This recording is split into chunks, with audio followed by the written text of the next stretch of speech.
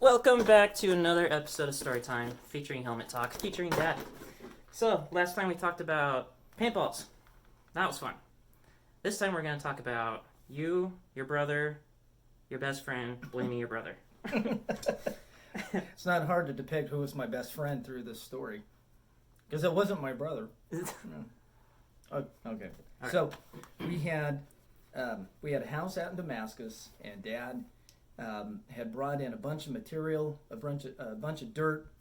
On the backside of our house, it all sloped like this. And he brought in a bunch of dirt to push out to build that part up because he wanted to build a shop.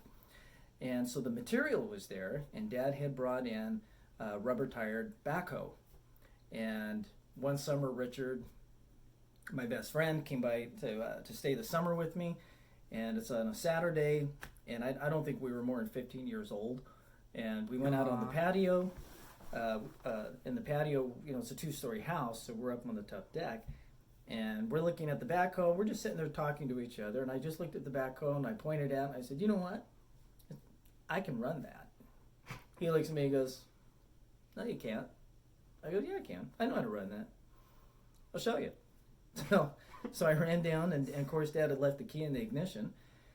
And I knew the basics on it. I could start the thing. I knew how to spin my seat around, and I knew how to unlock the backhoe part of it to get the outriggers down and all that. So I had pretty much everything down. And but the mistake I made is I reached so far out over the embankment to try to take a bite that when I did, it actually pulled the entire machine like towards the edge. And as it did that, the outriggers that were down, one of the outriggers clipped the main post that was holding up the patio, and Richard's standing up on the top, and I ripped the beam like this. It just snapped like that, and the whole patio drops like this, and Richard turns around like a superhero and bails out of the way and jumps for the patio door. And of course, I'm freaking out. It's like, oh my God, I broke the house. So now what am I going to do? And so I told him, I said, you got to help me try to fix this.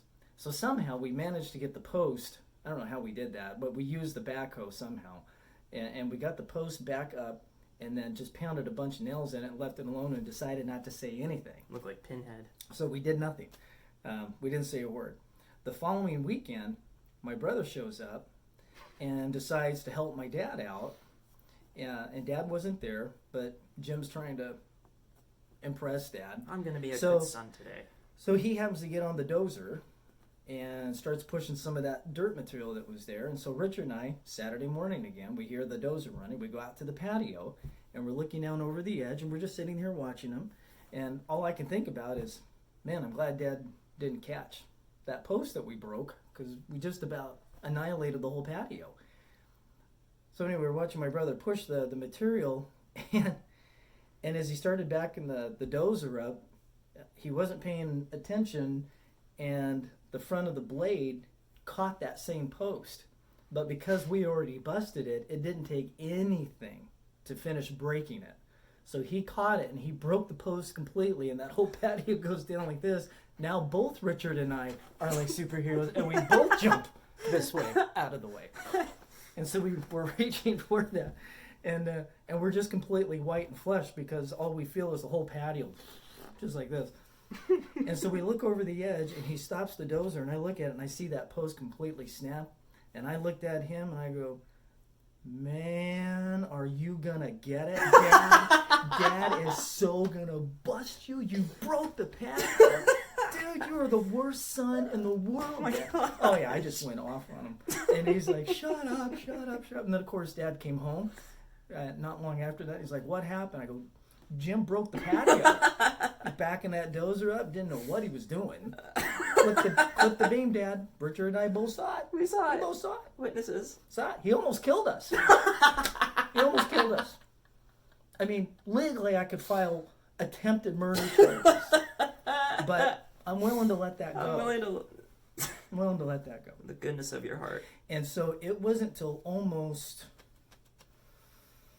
35 years later that I admitted to my brother what we had done. And that whole time, for 35 years, he had taken the blame for that.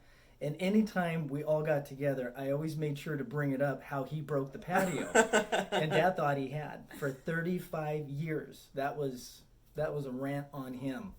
And then I finally told him the truth one day. I don't know why, but I told him the truth one day, and that was funny in itself when I told him that. He didn't know whether to laugh or to beat me up. He didn't know. But that's what brothers do. That's what brothers do. They blame each other. Yeah, that's love. That's yeah, you know. That's love in its own right. That's family therapy. Yeah. For me. Yeah, you smacked so me around. that was the patio story. Oh, there's titles for these stories. It's the best. Mm-hmm. Yeah, I don't have anything to top that, honestly. You were there for all of my stories.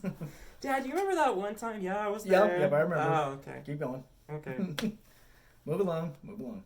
Oh, that's awesome. Anyway. Okay. I hope you guys enjoyed listening as much as we did telling it. That was fun. Thanks again for joining me on this beautiful journey. Should we hug it out? No. No, okay. No. I'll see you guys next time. It only gets better from here. Go ahead.